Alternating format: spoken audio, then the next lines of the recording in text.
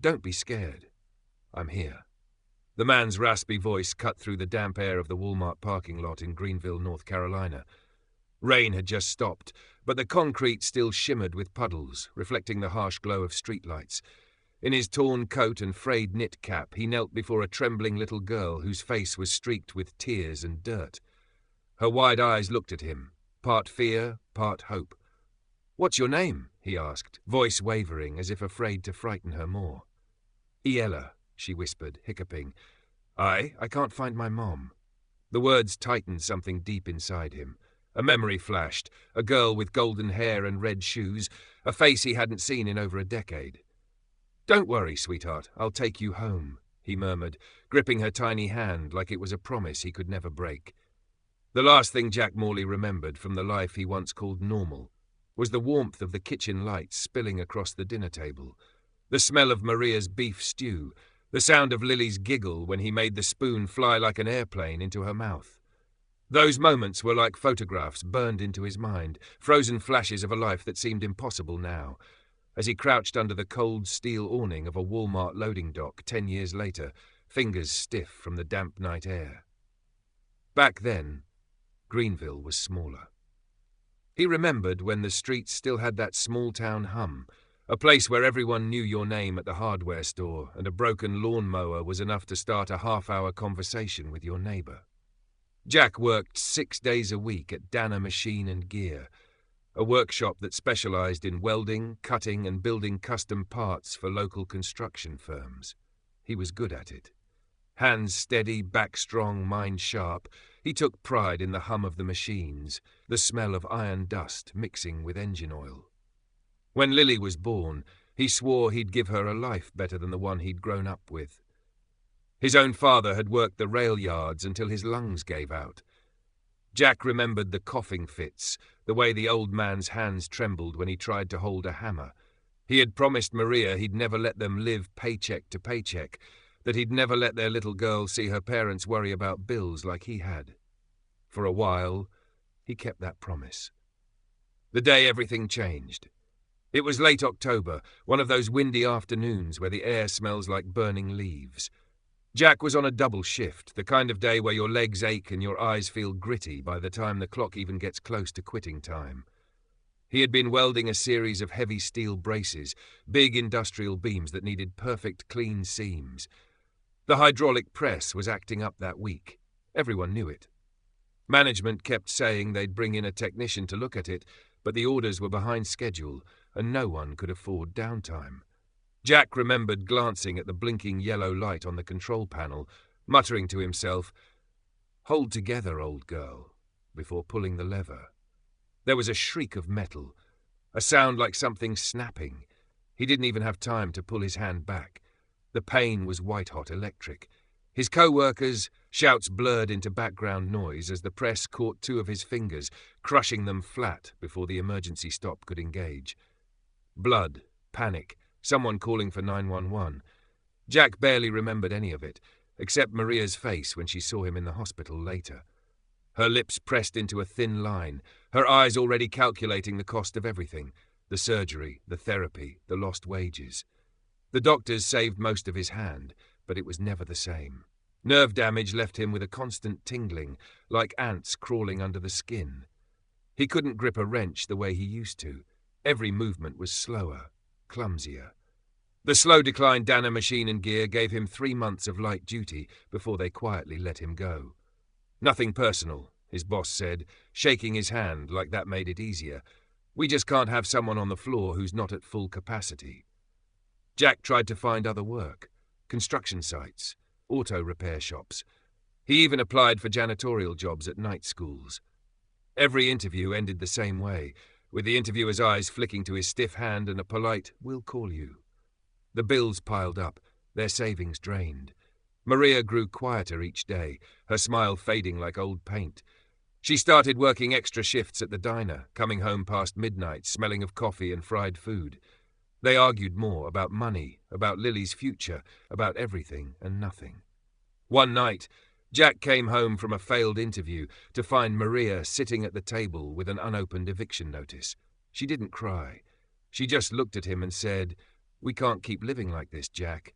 I don't know how to fix it. The day she left, 2 years after the accident, Maria packed a suitcase while Jack was out looking for work. When he came home, Lily was sitting on the couch with her toy fire truck, confused by the tense silence in the air. "Where's Mom?" Jack asked. "She said we're going on a trip," Lily said innocently. Maria emerged from the bedroom, her face pale and set. "I can't do this anymore. I can't keep watching you drown, Jack. It's not good for her." The divorce papers came a month later. Jack signed them without reading. What was the point? The road to nowhere. The next few years blurred together. Jack slept on couches of friends until they got tired of him, then in cheap motels, then nowhere. He became one of the faces people avoided on the street, a man pushing a shopping cart filled with cans, wearing layers of mismatched jackets. The worst part wasn't hunger or cold. It was the way people looked through him, as if he wasn't there, as if his life had never existed before the streets. He carried Lily's photo everywhere, creased and faded now, a relic of another life. He sometimes sat by the river at night, staring at the photo until his eyes burned, wondering if she even remembered him. A glimmer of something. By the time we meet him again, crouching under that Walmart awning, Jack has stopped expecting miracles. He just wants enough coins to buy a cup of coffee, maybe a half-stale sandwich. He's wrapping his last bag of cans when he hears it, a faint, panicked cry. He freezes. The sound is thin, quivering, carried by the wet night air. A little girl's voice. Jack's heart stutters. It's the first sound that's made him stand up straight in years. He follows the voice, stepping carefully between parked cars until he sees her, a tiny figure in a red raincoat, cheeks streaked with tears, spinning in circles like the world has swallowed her whole. She can't be more than 7. Something inside Jack breaks open, like a locked door kicked down. For a heartbeat, he swears he's looking at Lily. "Hey," he calls softly. "You lost, sweetheart?" The girl's head snaps up. Her big brown eyes lock on his. She hesitates, but then she takes a tiny step toward him. The little girl's hand trembled as Jack reached out, his rough fingers hovering just inches away. He hesitated, not wanting to scare her further, but when a fresh sob racked her small frame, he gently closed the gap. Her tiny hand was cold and clammy, the kind of chill that sank deeper than the drizzle still falling around them. "It's okay," Jack murmured, voice low and steady. "I'm not going to hurt you, I promise." For a long, tense moment, Ella didn't move. Then, with a trembling breath, she tightened her grip on his fingers. It was such a small gesture, but it hit Jack like a lightning bolt. It had been years since anyone trusted him enough to hold his hand. Where's my mommy?" she hiccuped, glancing back toward the store's glowing entrance. Jack followed her gaze. The Walmart entrance was a blur of automatic doors opening and closing, people coming and going, shopping carts rattling across wet concrete. Inside, no one seemed to notice that a little girl was standing alone in the rain. "We'll find her," Jack said, crouching to her level. "What's your name, sweetheart?" "Ella," she whispered. "That's a pretty name," he said softly. "Ella, can you tell me what your mom looks like? Maybe we can ask someone inside to help." She has brown hair," Ella sniffled, rubbing her eyes with her free hand. "And she was wearing a green jacket. We were getting balloons for my birthday party." Her voice cracked, and new tears pooled in her eyes. Jack's chest tightened. Birthday party, balloons. This girl didn't belong in the dark parking lot. "Okay," Jack said gently. "Tell you what, let's go inside and look for her. We'll find a lady in a vest, someone who works there, and they'll make an announcement on the big speakers. Sound good?" Ella nodded slowly. Jack rose to his feet, still holding her hand. It felt strange, leading someone into the bright world of the store when he was usually the one hiding from it. Inside the store, the automatic doors whooshed open as they stepped inside. Warmth rushed over them, mixed with the scent of popcorn from the snack bar and the metallic tang of freshly cleaned floors. Jack kept his head down. He could feel the eyes of shoppers sliding toward him, taking in the scruffy beard, the mismatched coat, the mud-stained boots. He knew what they were thinking. What's a guy like him doing with a little girl? Ella stayed close to him, gripping his fingers so tightly that her knuckles turned white. He could feel her trust, fragile but real, and he wasn't about to let go. "See anyone who works here?" he whispered, scanning the registers. Ella pointed toward a woman in a blue vest. "There," Jack guided her forward, clearing his throat as they reached the counter. "Excuse me," he said, voice hoarse from disuse. "This little girl's lost. Can you—" The woman's eyes flicked from Ella to Jack, and her expression hardened. "Are you her father?" she asked sharply. Jack froze. "No, I just found her outside. She—" "Security!" the woman shouted over her shoulder. Misunderstood, Ella flinched and grabbed Jack's coat. "No! He's helping me!" A heavy-set man in a yellow security jacket hurried over, eyes narrowing as he took in the scene.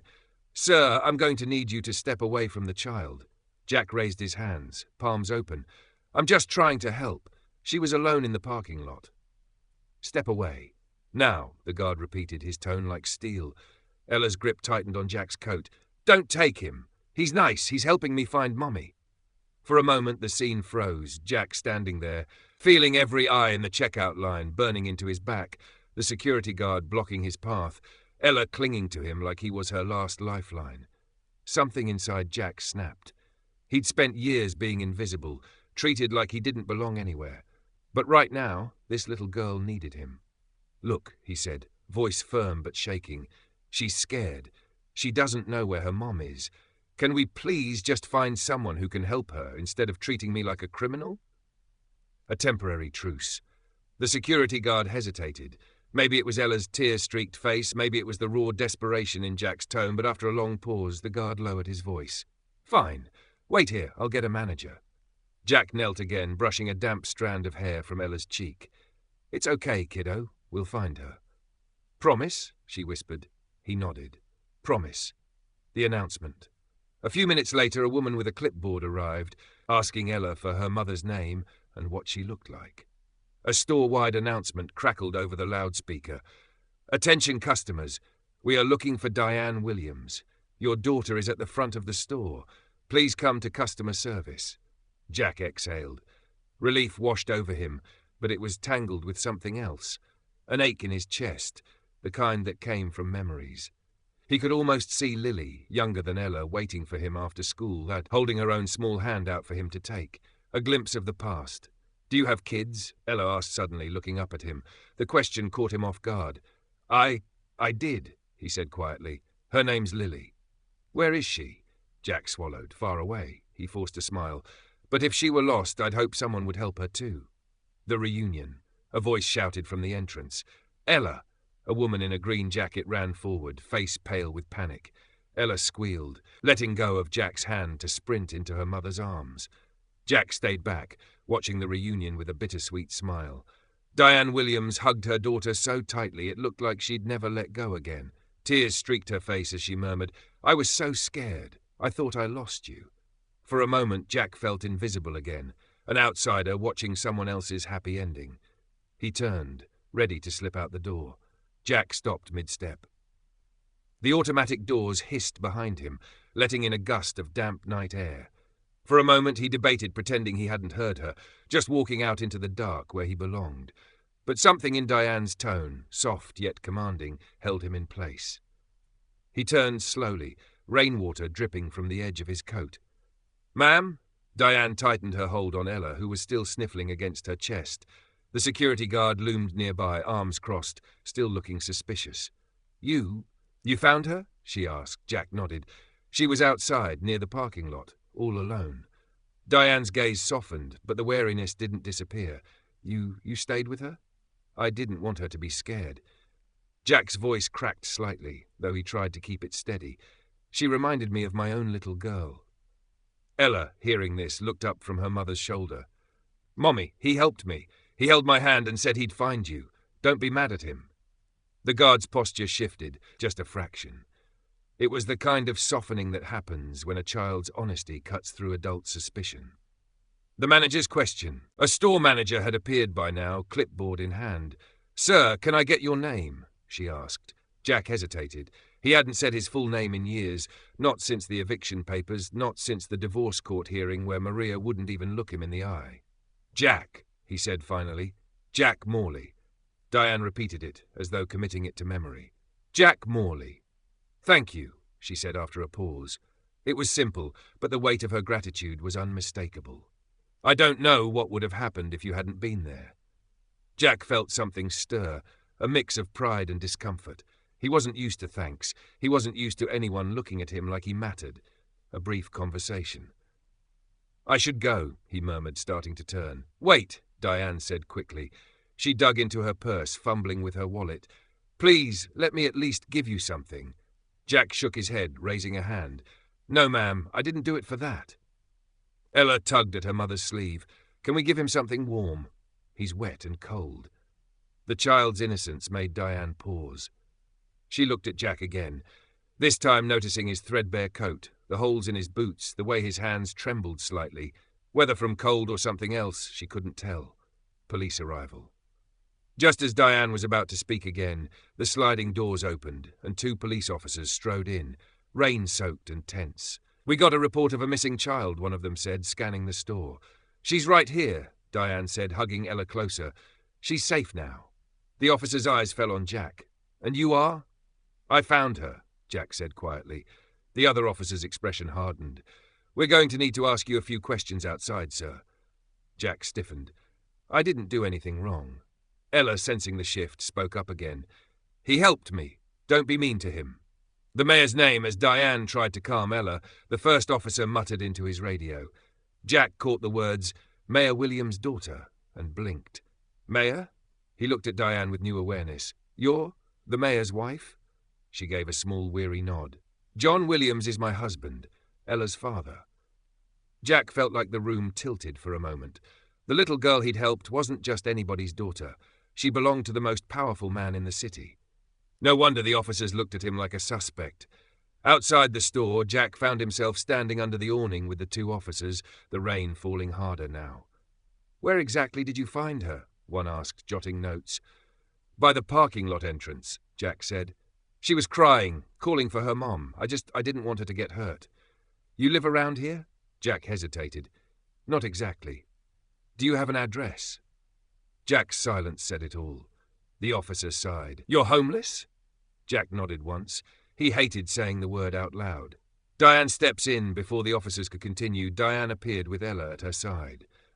"Officers, this man saved my daughter," she said firmly. "There's no reason to treat him like a criminal." The taller officer cleared his throat. "We just have to be thorough, ma'am. It's protocol." "Well, consider your protocol satisfied.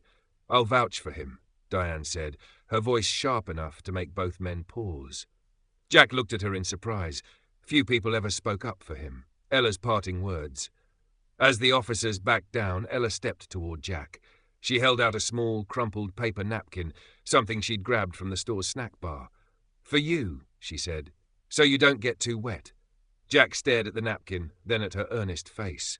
Slowly, he crouched and took it, smiling faintly. "Thanks, kiddo. You're a brave one." Diane placed a hand on her daughter's shoulder. "We have to go home now. But thank you, Jack. Really."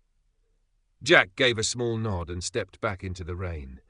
The rain was coming down harder by the time Diane buckled Ella into the back seat of her black SUV.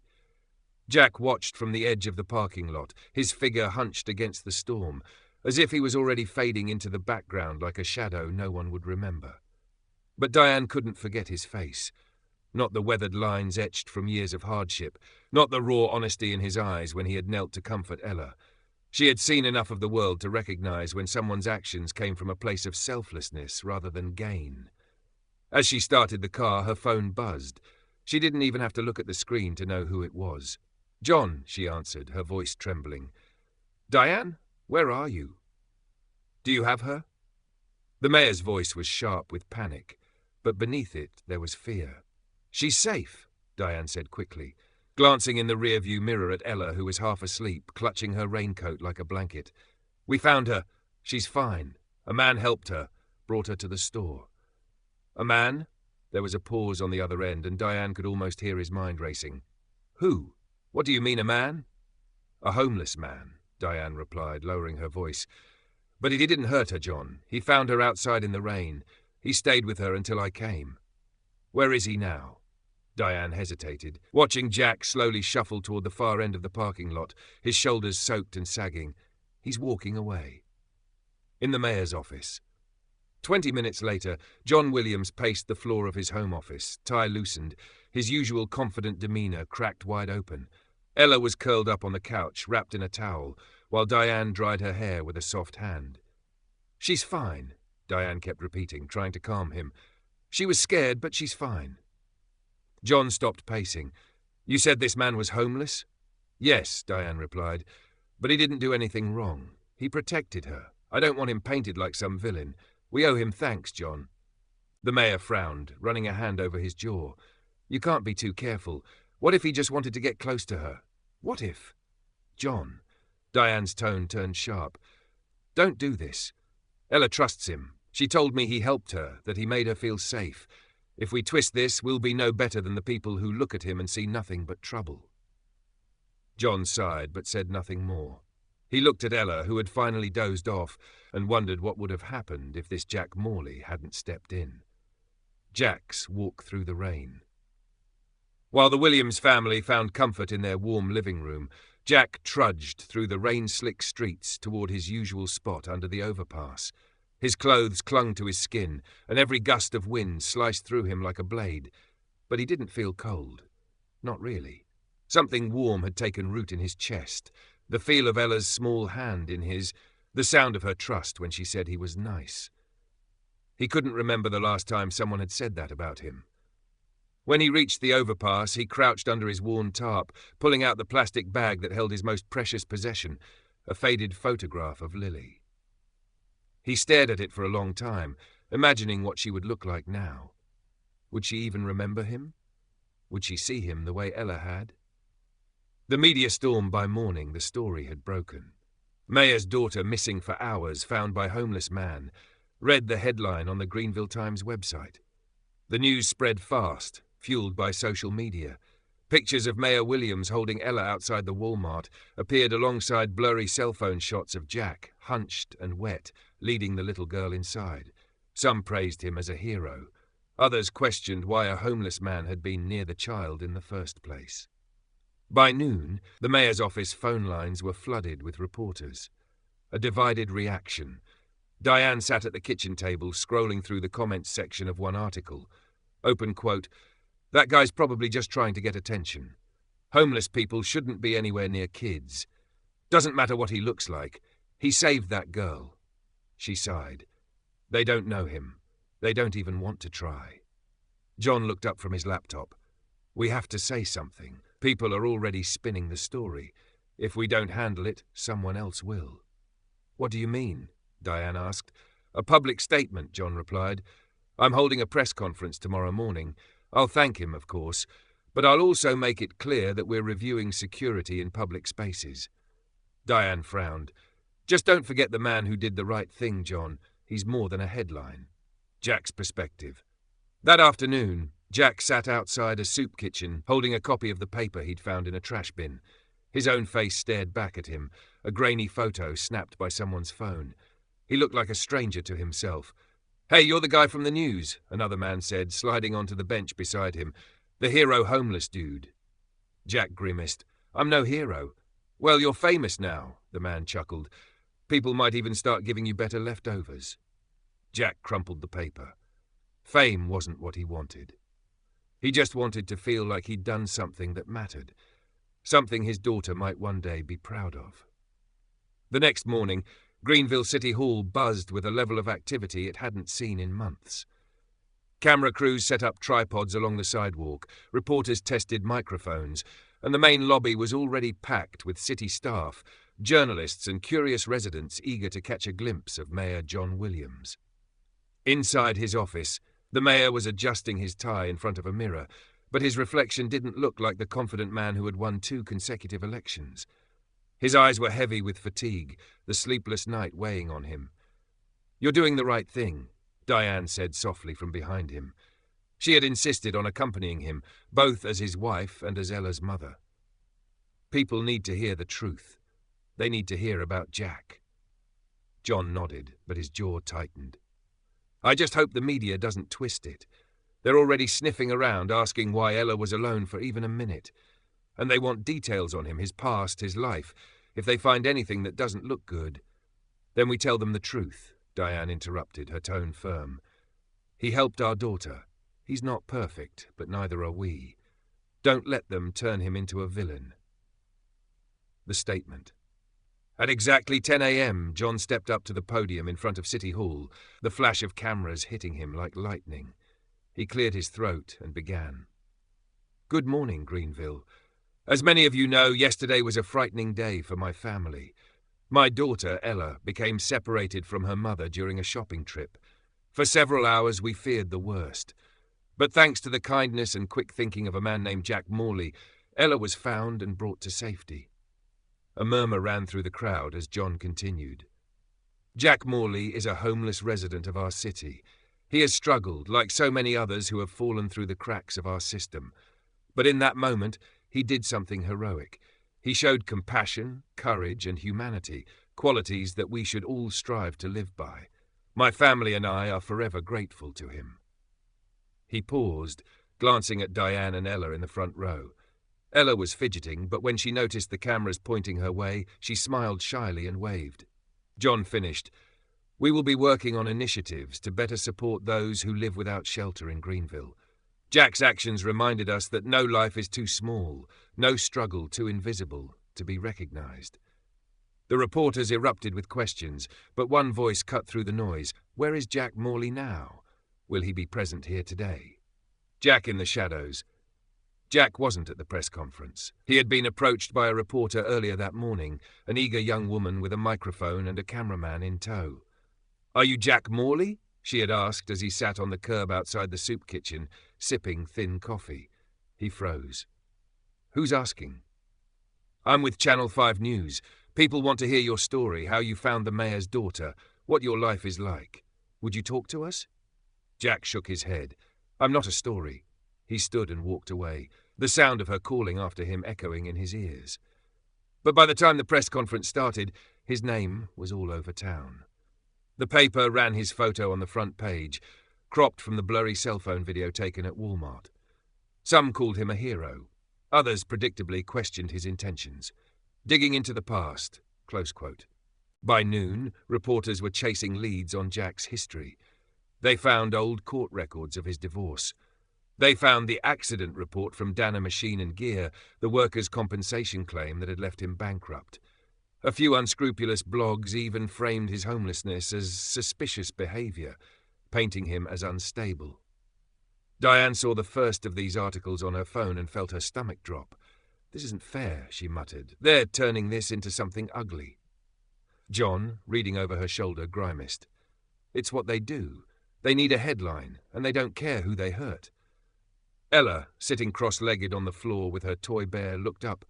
Why are they being mean about Jack? He's good. He saved me. Diane knelt and hugged her daughter. Sometimes people say things they don't understand, sweetie. We know the truth. Diane's decision that evening, Diane made up her mind. She found Jack. She drove to the area near the overpass, where she'd heard from a local outreach worker that Jack sometimes stayed. Sure enough, there he was, huddled under his tarp, trying to stay dry as the rain started again. Jack, Diane called softly as she approached. He looked up, startled. Mrs. Williams? I wanted to thank you again, she said, stepping closer, and to tell you that you don't have to hide. People should know who you really are. The mayor is grateful. We both are. Jack's eyes softened, but there was wariness in them. People don't care about who I am. They'll just see the dirt on my coat and the fact that I live under a bridge. Then let's show them something different, Diane insisted. Would you come with me? Meet John? Let us thank you properly? Jack hesitated. It had been years since he'd been invited anywhere that wasn't a shelter or a church basement. Please, Diane said gently. Ella wants to see you. Diane drove slowly through the rain-slick streets, her SUV humming quietly, while Jack sat in the passenger seat, fidgeting with the frayed cuff of his coat. The city looked different from inside a warm vehicle. Streetlights glistened on wet asphalt, and the reflections of neon signs from diners and gas stations painted fleeting colours across the windows. Jack felt like he was intruding into a world that had forgotten him. Are you nervous? Diane asked softly, glancing at him as she stopped at a red light. He gave a small, humourless laugh. Nervous doesn't quite cover it. I don't exactly get invited to people's homes anymore. Well, Diane said, you're not just anyone. Ella hasn't stopped talking about you since yesterday. You made her feel safe. That's more than I can say for half the people I know in politics. Jack shook his head. I'm no hero, I just didn't want her to be alone. Diane smiled faintly but didn't argue. Arrival. The Williams residence stood on a quiet tree-lined street, its colonial-style facade lit by soft golden lights. The front yard was perfectly trimmed, the flower beds neat even in the rain. Jack felt his throat tighten as Diane pulled into the driveway. This place is... Jack trailed off, searching for the right word. Big. Diane chuckled. It's just a house. Don't let it scare you. To Jack, it was more than a house. It was everything he had lost. Warmth, stability, the sound of laughter coming from somewhere inside. He hesitated before stepping out, his boots leaving muddy prints on the driveway. Meeting the Mayor, John Williams, was waiting just inside the front door. He looked every bit the politician, crisp shirt, tie loosened but still sharp, posture straight. But there was something softer in his expression tonight, a mixture of gratitude and curiosity. Mr. Morley, John said, extending a hand. Thank you for coming. Jack stared at the hand for a moment before wiping his own on his coat and shaking it. His grip was firm, though slightly rough from years of work and hardship. Just Jack, he muttered. Jack, then, John said with a nod. Please come in. Diane's told me a lot about what you did. We owe you more than I can say. Jack stepped inside, feeling out of place the second his feet hit the polished hardwood floor.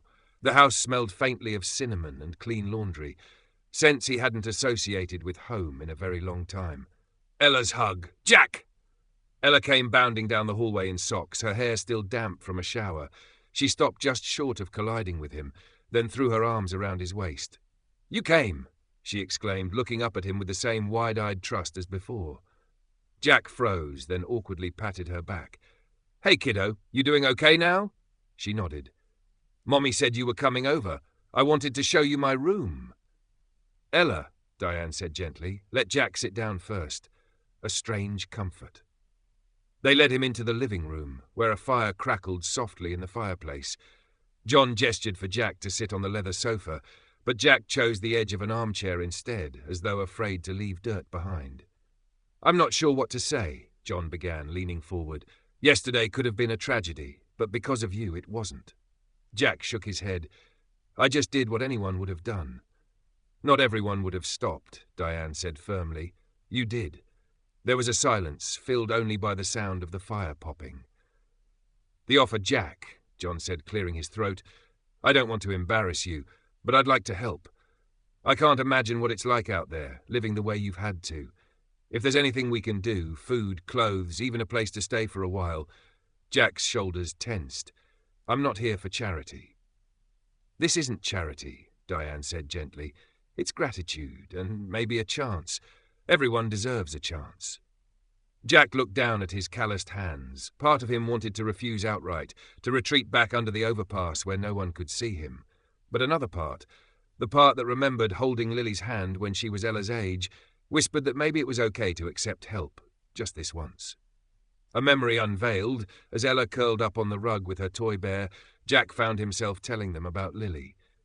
She was just a little older than Ella when I lost my job, he said quietly, eyes fixed on the fire. I thought I'd bounce back. I thought I'd be the dad who fixes everything. But then the accident happened, and I wasn't enough anymore.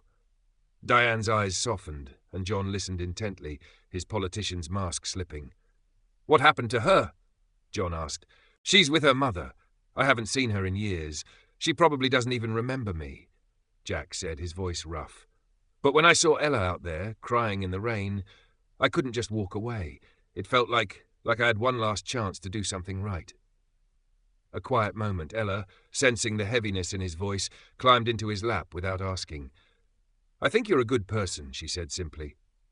Jack blinked, taken aback. Her small voice cut through all his self-doubt like a ray of light through fog. Thanks, kiddo, he murmured, hugging her lightly. Diane exchanged a glance with John, one of those silent conversations only couples can have. They both knew something significant was happening here. The next morning, Jack woke to the sound of voices. Too many voices for this quiet corner under the overpass. He blinked against the grey dawn light and realized they weren't the usual murmurs of early commuters. These voices carried microphones and cameras. There he is. That's him. Jack sat up, confused. As a woman with perfect makeup and a manicured smile approached, a cameraman followed close behind, adjusting his lens. "Jack Morley?" she asked brightly, as if she already knew the answer. "I'm Sandra from Greenville Morning News. Could we get a quick interview?" Jack rubbed his eyes. "Interview?" "Yes. You're the man who saved Mayor Williams' daughter. The city's been talking about nothing else since yesterday. You're a hero, Mr. Morley. How does it feel?" Jack stood, clutching his tarp like armor. "I'm not a hero. I helped a little girl." Sandra's smile didn't falter. "That's what heroes do. Could you tell us what went through your mind when you found Ella alone?" The reluctant hero, Jack, hesitated, glancing at the growing crowd of reporters. A few other journalists were now stepping closer, cameras clicking, microphones pushing toward his face. He wanted to walk away, but part of him thought of Ella, the trust in her eyes, the way she'd said he was good. Maybe talking about her would make people see that he wasn't just some nameless man on the streets. "I just saw a kid who was scared," he said slowly. "I did what anyone should do. I stayed with her." "Were you worried people would misjudge your intentions?" Another reporter asked. Jack gave a humorless chuckle. "People always misjudge me. You get used to it when you're out here." A past unearthed.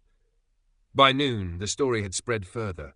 News stations replayed snippets of his words, while blogs and social media accounts scrambled to dig up his background. Former factory worker, divorced, injured on the job, homeless for over 5 years. Some articles were sympathetic, painting Jack as a man who had fallen on hard times but still had a good heart. Others were less kind, with headlines like, "Who is Jack Morley? Hero or hazard?" Diane read every article she could find, her frustration mounting. "They're picking him apart like he's some kind of criminal," she muttered, scrolling through a tablet at the kitchen table. Ella looked up from colouring. "Are they saying bad things about Jack?" "Yes, sweetheart," Diane admitted gently. "Some people just don't understand him." "Well, they should," Ella said firmly. "He's nice. He saved me." The mayor's dilemma. John Williams was already feeling the heat. His phone buzzed non-stop with calls from reporters, advisors, and political allies. "John, this is getting out of hand," his campaign manager, Rick, said over the phone. "We need to get in front of this story. The press is framing it like your daughter was rescued by someone you've ignored as a citizen. It's a narrative that could—" "This isn't about politics, Rick," John cut him off. "This is about a man who did something brave, and I won't let anyone smear him." Rick sighed. "Then make it clear. Invite him to City Hall. Show the people that you stand with him. It'll help both of you." The encounter outside the soup kitchen. Later that afternoon, Jack was standing in line outside the soup kitchen when a black SUV pulled up. Diane stepped out first, holding Ella's hand. "Jack!" Ella called, running toward him. Jack crouched as she barreled into his arms. "Hey, kiddo, you doing okay?" She nodded. "Mommy says people are saying bad things about you on the TV. I told her that's stupid." Jack smiled faintly. "Thanks for sticking up for me." Diane approached, her expression serious but warm. "The mayor wants to see you. He wants to thank you in person, at City Hall. Will you come?" Jack frowned. "City Hall? That's not my kind of place." "Maybe it should be. Just this once," Diane said. "They need to hear your side. And," she glanced at Ella, "we need to make sure people know who you really are." A moment of hesitation. Jack looked around, the line of men and women waiting for a hot meal, the cracked pavement beneath his feet. He thought about Lily, about how she might see him now. Would she even recognize him as her father? "All right," he said finally. "I'll come, but I'm not dressing up in some suit." Diane laughed softly. "We'll make it work."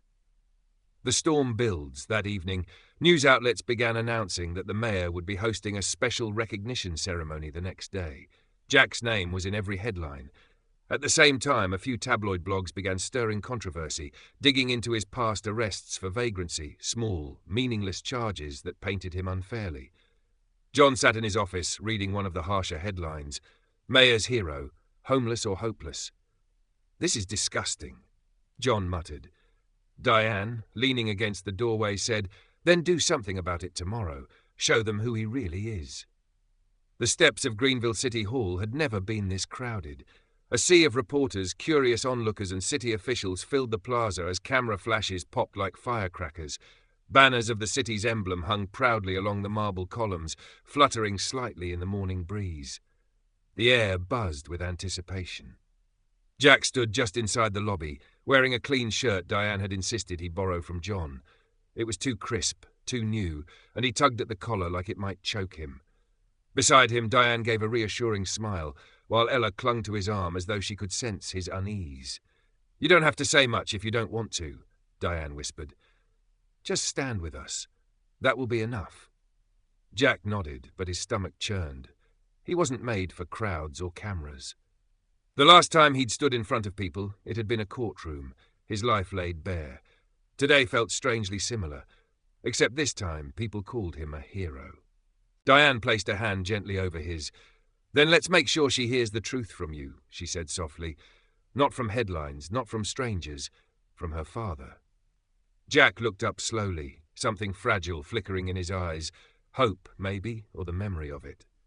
"I wouldn't even know where to start." Diane offered a quiet smile. "Start with who you are now. Not what you lost, but what you're still willing to give." The letter that night.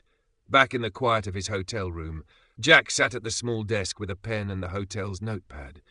His hands trembled at first, but once he started writing, the words came. Open quote, "Dear Lily, you probably don't remember me, and I wouldn't blame you if you didn't. I haven't been the kind of father I wanted to be. Life knocked me down in ways I didn't expect. I made mistakes. I gave up on things I should have fought harder for.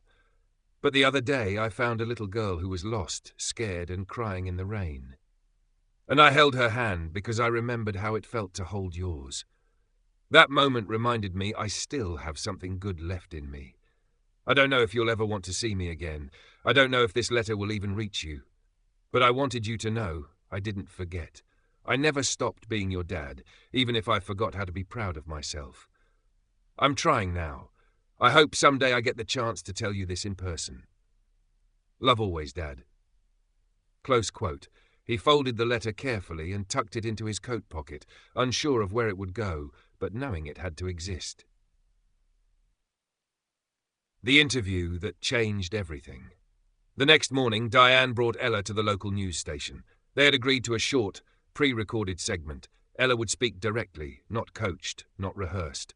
Sitting on a colourful studio couch, feet dangling, Ella faced the camera and smiled nervously. The reporter asked gently, "Ella, who is Jack Morley to you?" She didn't hesitate. "He's my hero," she said. "People say mean things about him, but he's kind. He stayed with me when I was scared. He held my hand. That's what a hero does." The clip aired that evening. By morning, it had gone viral. A community responds. The backlash shifted almost overnight. Donations started pouring into a city-run fund for transitional housing, some marked simply for Jack. A local business offered him a part-time job doing maintenance. A retired teacher offered to help him write a formal letter to his daughter. And amidst it all, a quiet, consistent chorus rose online. "We see you, Jack." The road ahead. Jack didn't become a politician. He didn't run a charity. But he showed up at shelters, at food drives, at community forums. He spoke once at a local high school about second chances. And one day, months later, a new envelope arrived at the City Hall office. It was postmarked from Virginia. Inside was a short letter in rounded handwriting. Open quote, "Dear Jack, Mom showed me your letter. I remember the way you used to draw dinosaurs on my lunch bags. I still have one, believe it or not. Maybe we can talk sometime. Lily," close quote. Final image. Jack stood outside the post office, the letter pressed against his chest. For the first time in years, he let the tears fall freely. Not from grief, but from something else. Something like healing. Something like hope. The beginning of something new. Jack and Lily stood there for a long time, father and daughter reunited in the most fragile of moments, 10 years of silence folding into a single embrace. Neither spoke at first. They didn't need to. The pain had been acknowledged. The gap bridged by something stronger than regret. Love still standing, even if bruised. Maria watched from the doorway, her face unreadable. But after a moment, she stepped back and opened the door wider. "Do you want to come in?" she asked Jack, her voice quiet but steady. Jack hesitated, glancing back at Diane, John, and Ella at the car. Diane gave a gentle nod. "Yes," Jack said. "Thank you." A conversation, years in the making. Inside, the air smelled of warm wood and faint lavender. The living room was small but tidy. A few of Lily's school photos lined the wall, and Jack paused when he saw them. He had missed every year, every birthday, every report card, every scraped knee. But she was here. She was safe. And somehow in this moment she was willing to listen.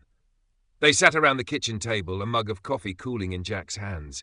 He didn't know where to begin. How do you explain a decade of absence in just a few sentences? So he told the truth. About the accident, the job loss, the shame, the eviction, the night Maria left. He didn't cry, but his voice cracked more than once. Lily listened, chin resting on her palm. Maria stood by the counter, arms crossed, but not out of anger, more like a shield she wasn't sure how to lower yet. "I thought you were just gone," Lily said finally. "I tried not to care, but I always wondered." Jack met her gaze. "I was never gone in here." He tapped his chest. "I just didn't know how to come back." She studied him a moment longer, then gave a quiet nod. "Well, you're here now." A shared meal. Maria, to everyone's surprise, including her own, made lunch. Just grilled cheese and tomato soup, but it felt like a banquet to Jack. They sat around the same table they once did as a family. No one pretended it was simple, but it wasn't broken anymore either. It was mending. Ella eventually tiptoed in from the front steps, unable to wait any longer. "Lily?" she asked softly. Lily turned, and her face lit up when she saw the girl she'd only heard about. "You must be the brave little one." "I'm Ella," Lily grinned. "Nice to meet you, Ella. Thanks for keeping my dad safe." Later that day, when it was time to leave, Jack stood awkwardly in the doorway. "Thank you," he said to Maria. She didn't say much, just gave him a long look and a quiet, "We'll see." But her voice wasn't cold, and that was enough. To Lily, he said simply, "Can I write to you?" She nodded. "Yeah, and maybe I'll write back." Jack smiled, really smiled, for the first time in years. The drive back in the SUV, Jack sat quietly, hands folded in his lap. Diane glanced back from the front seat. "How do you feel?"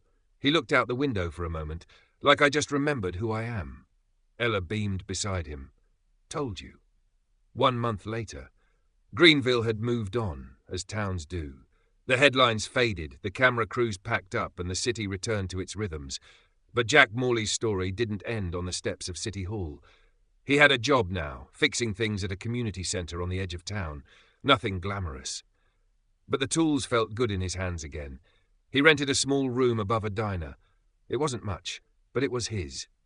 He called Lily every Sunday. She didn't always answer, but when she did, she laughed more each time. And every week, like clockwork, he walked down Main Street with Ella and Diane, helping hand out meals at the shelter. Not because he was told to, but because he remembered what it felt like to need a reason to believe again. Final lines. Jack once said he wasn't a hero, but sometimes being a hero doesn't mean saving the world. Sometimes it just means staying when it's easier to run. Sometimes it means holding out your hand in the rain and not letting go. John sighed, feeling something stir deep in his chest. Sometimes, he said, we just need to be reminded of what really matters. Moving forward, Maria stepped closer, her expression less guarded now.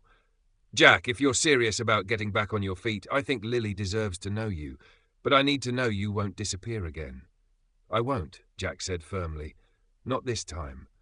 Diane stepped out of the car, joining them. "Jack has a place to stay now. We'll help him with work, with getting things in order. He's not alone anymore." The farewell mool. As the sun dipped behind the trees, Jack and Lily promised to meet again soon. It wasn't a perfect reunion, but it was a beginning. On the way back to Greenville, Jack sat in silence, holding the photo of Lily next to a new picture Ella had drawn, a stick-figure version of him holding hands with her and Lily. That night, the story of Jack Morley took on a new light.